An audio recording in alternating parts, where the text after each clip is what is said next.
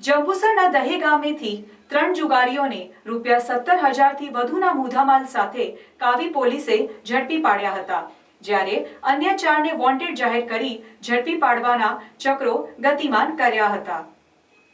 ભરૂચ જિલ્લા પોલીસ અધિક્ષક મયુર ચાવડા તથા જંબુસર નાયબ પોલીસ અધિક્ષક PL ચૌધરીએ પોલીસ સ્ટેશન વિસ્તારમાં પ્રોહિબિશન અને જુગારની અસામાજિક પ્રવૃત્તિ ચલાવતા ઇસમો વિરુદ્ધ કાયદેસર કાર્યવાહી કરવા અંગેની સૂચના આપેલ।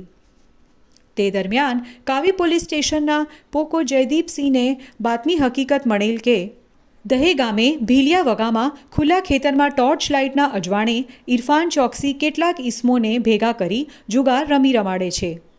જે બાતમીના આધારે નજીકના 2 પંચો સાથે બાતમીવાળી જગ્યાએ જુગાર અંગેની રેડ કરતા જુગારીઓમાં નાસભાગ મચી ગઈ હતી।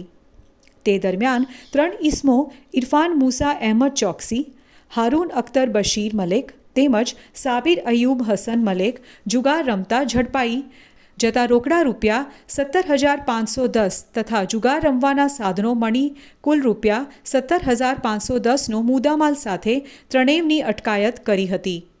તો ફરાર જાવેદ રસૂલ કંડક્ટર, ઇબ્રાહીમ જાફર મલેક તેમજ મિનહાજ અહેમદ મલેક, મુબારક યાકુબ અમીર સુલતાન મલેકને વોન્ટેડ જાહેર કરી ઝડપી પાડવાના ચક્રો ગતિમાન કર્યા હતા।